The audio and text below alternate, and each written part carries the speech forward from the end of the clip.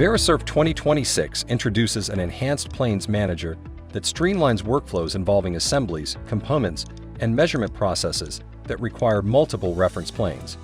Reverse engineering a sample part, for example, requires individual frames to establish the origin of the model, the orientation of slice planes, the direction for an extrusion, or a surface of revolution, and even the plane for sketching in 2 dimensions. Tool building, generally described as the process of plumbing and leveling a fixture and placing locating details, is simplified through the use of multiple frames of reference so that part movements on compound angle surfaces are made along axes that are local to the detail.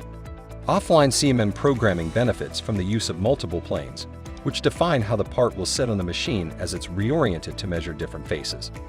The frame represents the alignment for probe orientation and automatic go-to points for collision avoidance, which are based on the active plane. Planes are created using Verisurf's Create WCS functions on the Verisurf Tools tab, or in the Planes Manager using Surface and Solid Geometry, the Graphics view, or the Normal to a feature. You can also create and edit planes dynamically by placing the reference frame on the model, and then using the gnomon to position and orient the axes. The redesigned Planes Manager organizes reference frames in a tree structure that allows planes to be grouped and moved between groups using drag and drop to simplify organization, and planes can be locked to prevent deletion. Individual planes can be used to define the WCS, the construction and tool planes, and the graphics view.